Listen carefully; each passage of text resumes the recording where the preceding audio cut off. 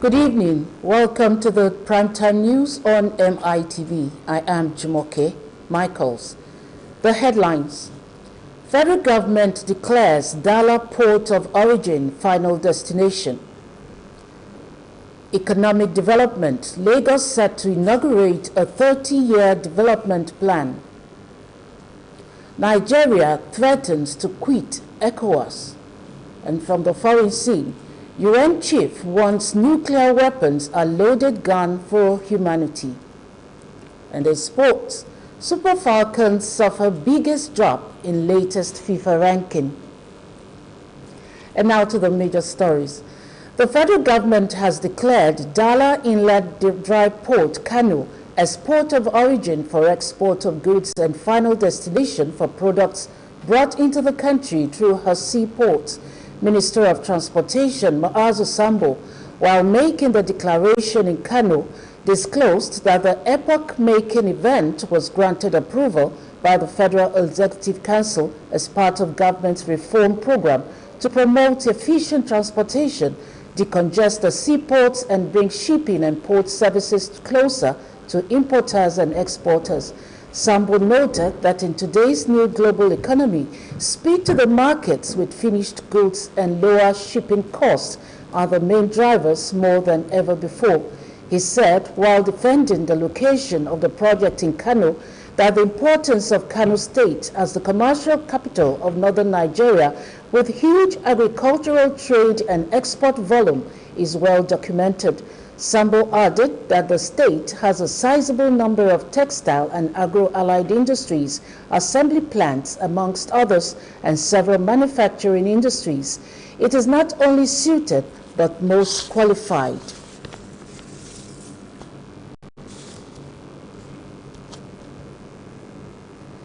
Lagos State Government has completed all arrangements to inaugurate a 30-year development program tagged Lagos State Development Plan 2022 to 2052 during the forthcoming 9th Ehigbe Summit, scheduled to hold in October this year. The government says since the return of democracy in 1999, the state has been going through landmark policy and infrastructure transformation to a modern city through the Lagos Economic Summit, a private sector-led participatory forum known as Ehigbe.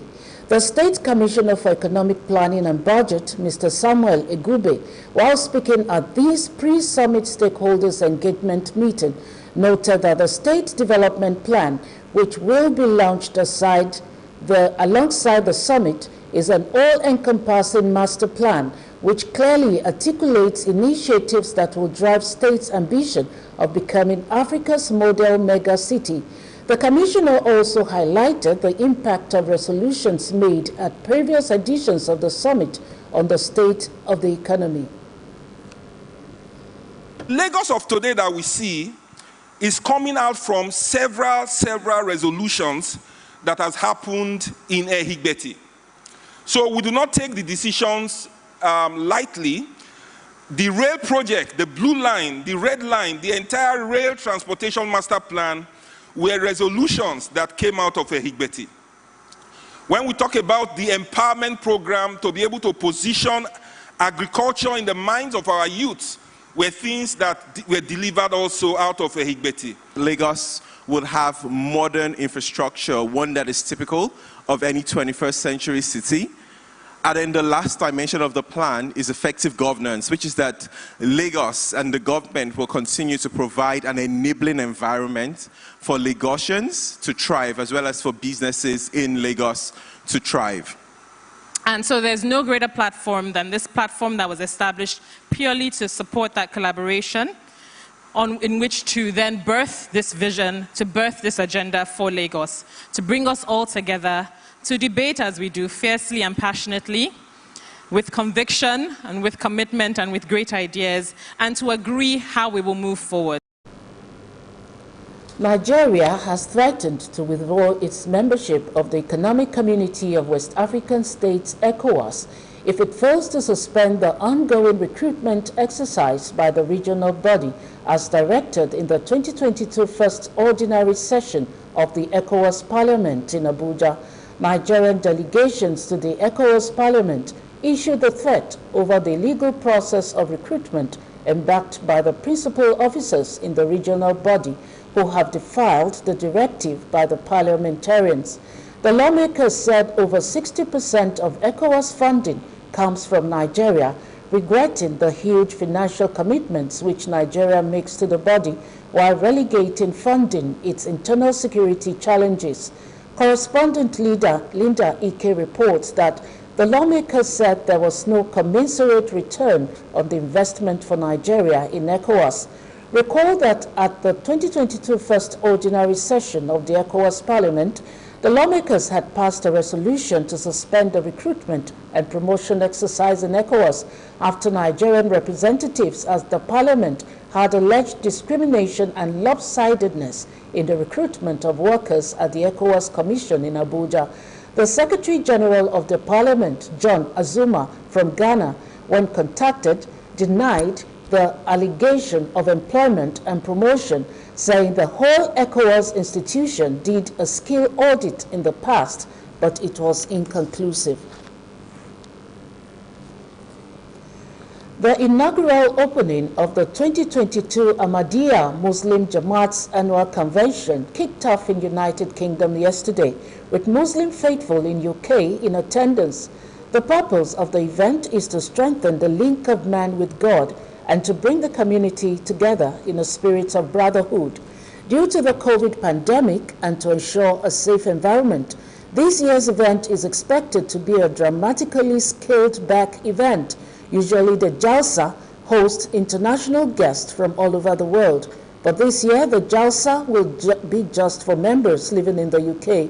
Despite the reduced event, it will be transmitted via satellite TV across the world.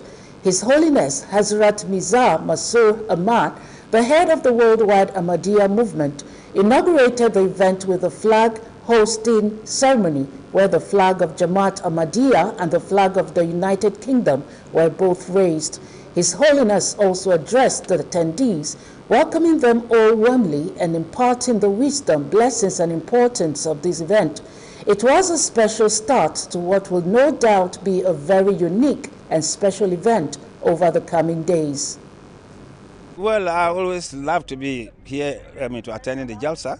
You can see the atmosphere. It's a serene atmosphere. It's a divine institution by itself, the Jalsa Salana. So it comes with all the serenity you can think of. It comes with all the brotherliness. You know, there's everything in Jalsa which is a break away from the contemporary type of life we have in the world, where peace is not there, the disturbances, religious animosities, cultural, political animosities.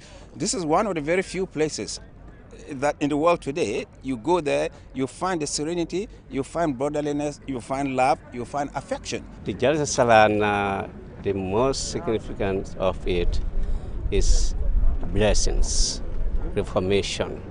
This is the time we can acquire knowledge, we can increase our spirituality. So we hope that these 3 days will be of great reformation and spirituality for all of us. And not only that, also our moral aspect of it.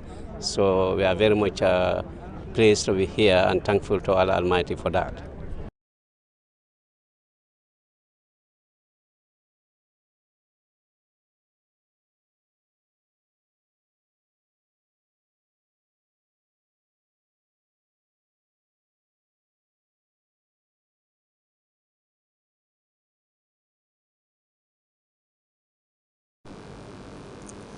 The Lagos State chapter of the Labour Party has vehemently kicked against all forms of imposition of unwanted leaders on it, as the party declared to wrestle with intruders from dismantling the already built party. The Labour Party says it will not allow anybody or group of people within the party to disorganize the working of its members who labored endlessly to elect their respective candidates during the primaries of the party. Speaking at the Union House in Yaba on Saturday, the Nigerian Labour Congress NLC spokesman, Comrade Tunji Sekomi, and Labour Party candidate for Shomolu House of Assembly, Comrade Adelana Adeshegun, said the LP conducted its primaries under the watch of the representative of the Independent National Electoral Commission, INEC, and elected candidates that will hold the flag of the party in 2023 general elections. The party stated that LP is a no-no to anyone or intruders who are bent on dismantling the structure in place. The members here are the authentic candidates of Labour Party in Lagos State. We had our primaries according to the Electoral Act, but now we brought in another ESCO through the back door, which is trying to fracture our unity. They are deliberately coming to do what? To disorganize what we have already organized in Labour Party. They are saying that they are doing primary election, which is contrary and negates the acts according to the INEC Acts of 2022 that states that nobody, no party can withdraw a candidate without the candidate single-handedly underlined withdrawn from that race according to the section 4. We are determined to build a party that will put Nigeria on the road to advancement, on the road to happiness and joy of the populace. That we are determined and nothing will take us back. That today we are not happy with what is going on in the country.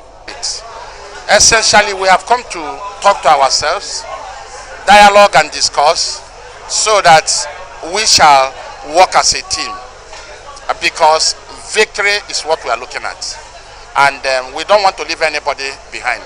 We want to have an all-inclusive discussion and dialogue and understanding, so that this movement shall not be halted because of minor issues. You're still watching the primetime news on MITV. Up next are stories from the foreign scene.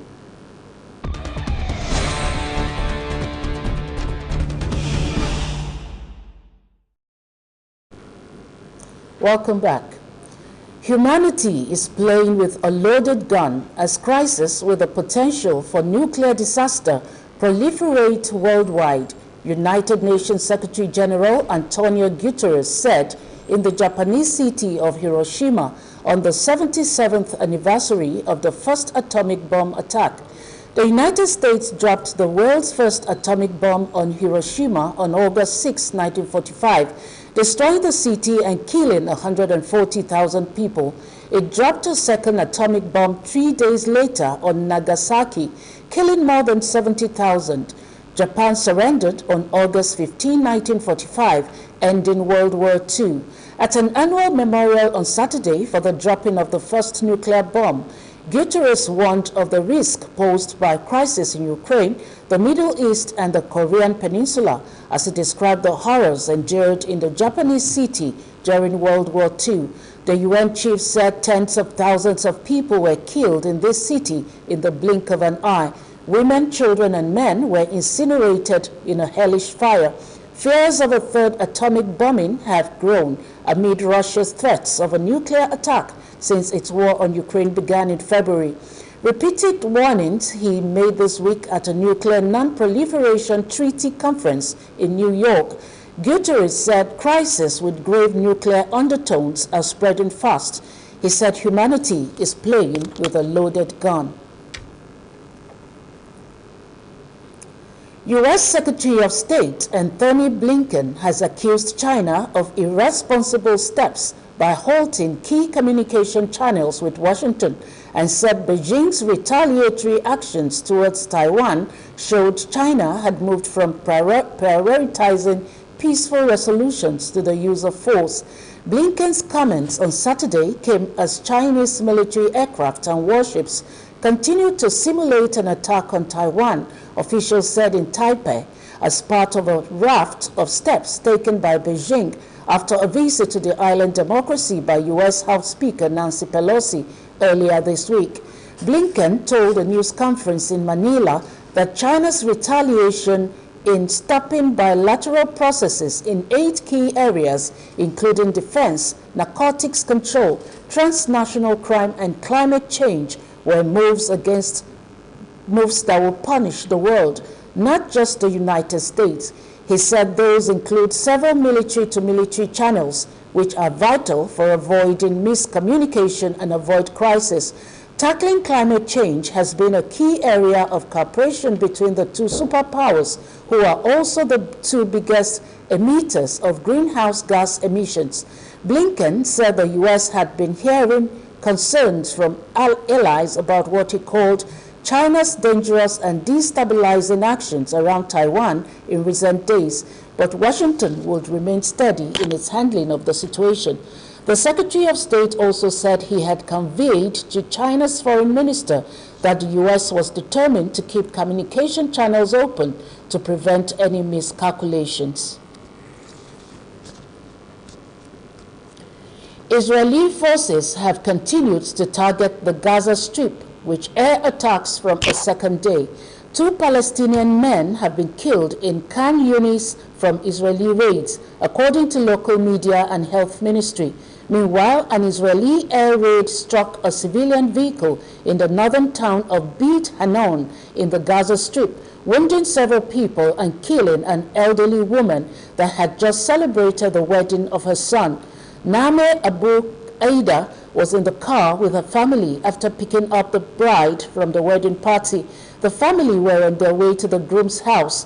The health ministry said Abu Aida's killing brings the death toll to 13 Palestinians killed. In the meantime, the commander of Iran's elite Revolutionary Guards said Israel would pay a high price for its latest attacks on the Palestinians in Gaza. Iranian state TV reported the Israeli will pay yet another heavy price for their recent crime. It quoted Major General Hussein Salami as saying in the reference to Israeli air raids on Gaza. Salami's statement came after a meeting with Islamic Jihad leader Ziad al-Nakhala, who is currently in Iran.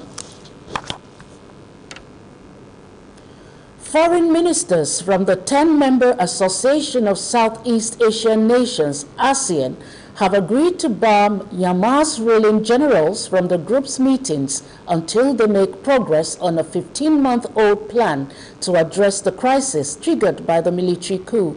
Speaking at a press conference at the end of a series of ASEAN regional meetings in Phnom Penh, Cambodia's Foreign Minister Prak Sokhonn, who's also a special envoy on Myanmar, said the generals must act in a way that shows progress is made.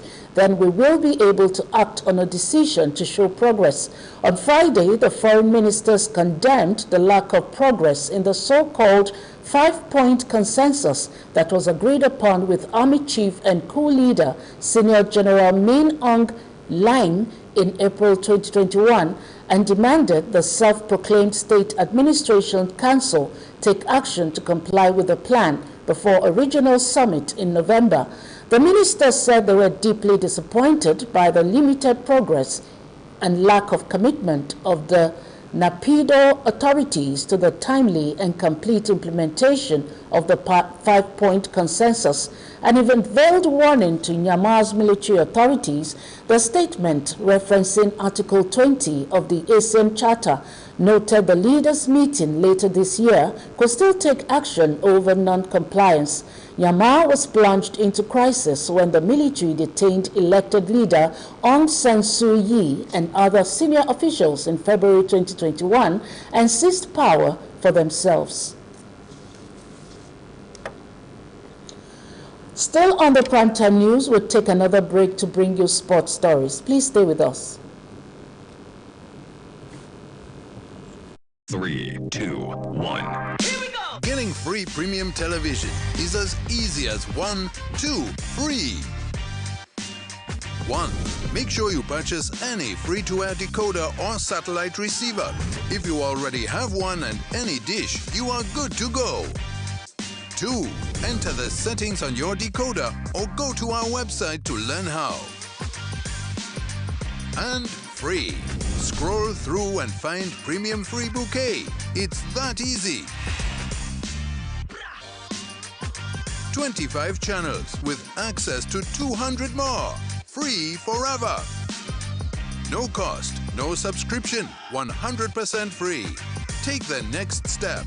1, 2, free, and just watch.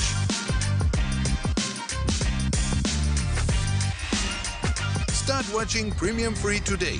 Why pay? Just watch.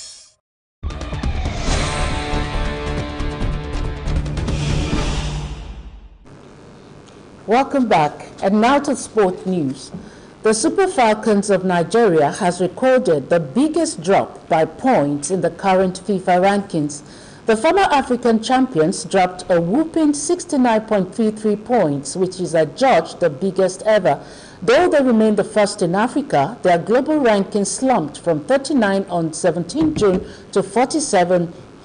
Their slump could be linked to the performances at the last month's Women's Africa Cup of Nations, where they played 6 matches and won just 3, a far cry from their previous outings. They could not also make a podium appearance. Their conquerors in the bronze medal match, Zambia, are judged to have both the biggest move by points and also by rank when they moved 23 places up the ladder to 80th position. Winners of WAFCON South Africa have also made an impressive move from 58 in the world to 54th. Darwin Núñez scored 1 goal and set up an equalizer for Mohamed Salah as Liverpool twice came from behind draw 2-2 at Fulham in their first Premier League game of the season. Alexander Mitrovic headed top-flight New Boys Fulham into a deserved first-half lead, but Núñez came off the bench to equalize at Craven Cottage on Saturday. Mitrovic restored the Cottagers' lead with a penalty after he was upended by Virgil van Dijk with 18 minutes remaining, but Salah poked in from close range after Núñez laid the ball into his path to salvage a point before Jordan Henderson hit the woodwork in stoppage time. It's a record 6 consecutive seasons Salah has scored in Liverpool's opening match of a Premier League season, but they did not do enough to win it and also lost Thiago Alcantara to a hamstring injury. Fulham were much better side in the first half and deservedly took a 32nd minute lead when Mitrovic rounded off a sleek move by rising above Trent Alexander-Arnold at the back post to powerfully head home Kenny Tete's inviting cross. Jorginho's first-half penalty got Chelsea's Premier League campaign off to a winning start as Thomas Tuchel's men overcame a stubborn Everton to claim a 1-0 victory at Goodison Park. Having been left without a striker through Dominic Calvert-Lewin's knee injury and Salomon Rondon's suspension, Frank Lampard's host sat deep and successfully frustrated Chelsea early on. But Everton's resistance was finally broken when Jorginho converted from the spot on the stroke of halftime, and the Toffees were unable to find a way past Edouard Mendy despite an improved showing after the break. That meant Chelsea won their Premier League opener for a 3rd consecutive season despite failing to produce a fluid performance on Merseyside. Everton suffered an early blow when Ben Godfrey was carried off with a serious lower leg injury, but they forced Mendy into the first meaningful save through James Tarkowski's 24th minute header.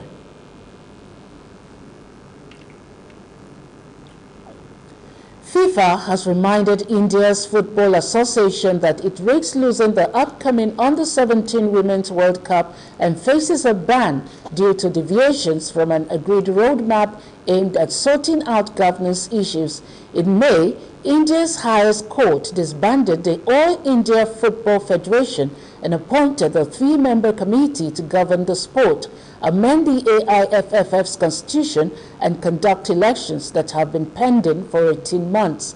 In response, football's world governing body, FIFA, and the Asian Football Confederation, AFC, sent a team led by AFC General Secretary Winsor John to meet stakeholders in Indian football and laid down a roadmap for AIFF to amend its statutes by the end of July and subsequently conclude elections at the latest by September 15. This week, the Indian court ordered elections to be held promptly and said the elected committee would be an interim body for a period of 3 months. A letter sent by FIFA and AFC said as part of said roadmap, the AIFF was to call for a special General Assembly on the first week of August 2022 to approve the new statute worked upon with FIFA, the AFC, and the Indian football community. A letter was addressed to acting AIFF General Secretary Sonando Ha and signed by FIFA Secretary General Fatma Samora and AFC's John. It asked the Indian body to provide a transcript of the court's decision by Tuesday. FIFA warned that sanctions, if serious deviations to the agreed roadmap were found, could include the suspension of the AIFF and the withdrawal of the hosting rights for the 2022 FIFA Under-17 Women's World Cup in India in October. And that brings us to the end of the primetime news on MITV. But before we leave, we'll take a look at the top stories.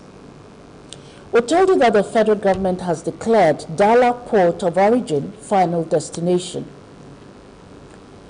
And also on the economic development, that Lagos is set to inaugurate a 30-year development plan. We also said that Nigeria has threatened to quit ECOWAS. And from the foreign scene, we brought you the story that the UN chief has warned that nuclear weapons are a loaded gun for humanity. And in sports, we said that the Super Falcons has suffered its biggest drop in latest FIFA ranking. Thanks for watching. I am Jumoke Michaels. Good night.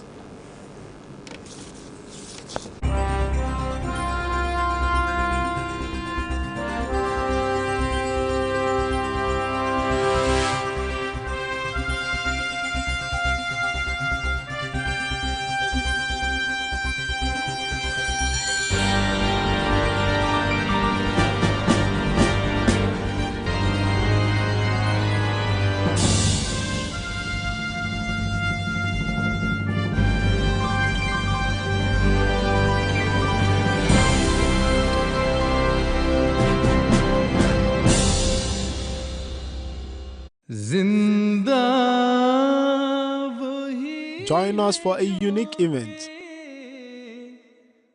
founded on true Islamic principles. Witness a global community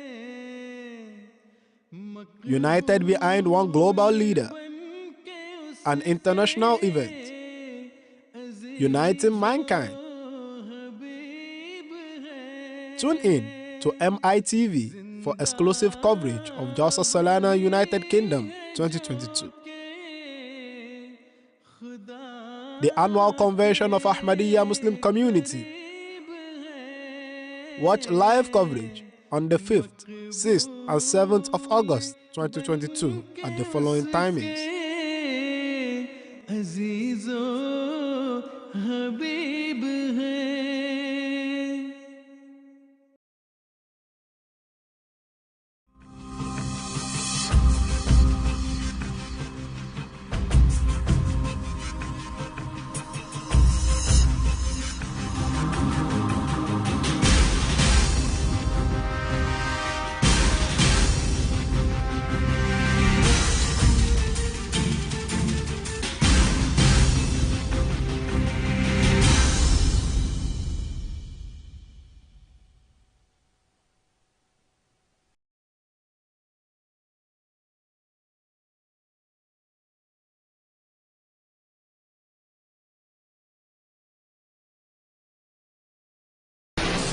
Merciful God.